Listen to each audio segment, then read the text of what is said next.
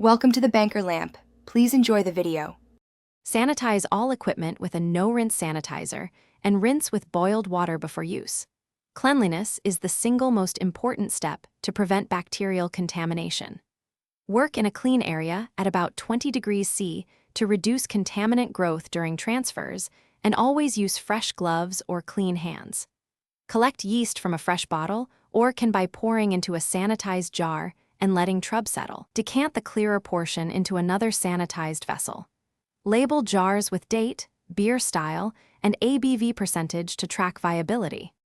Prepare 1 liter of starter wort at 1.030 specific gravity and boil for 15 minutes to sterilize and reduce oxygen demand.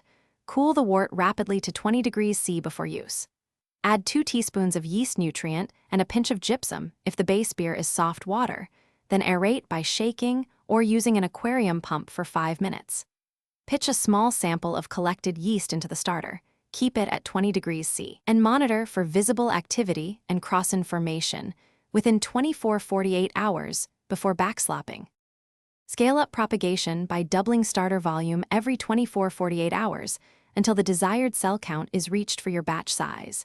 Calculate needed cells based on pitch rate and beer gravity. Cold crash at 4 degrees C for 24 hours to compact yeast, then decant spent wort and reserve the slurry. Transfer into sanitized vials and top with a small layer of boiled, cooled water to reduce oxidation. Store yeast slurry in sanitized vials at 4 degrees C for up to 8 weeks, or prepare 15% glycerol stocks.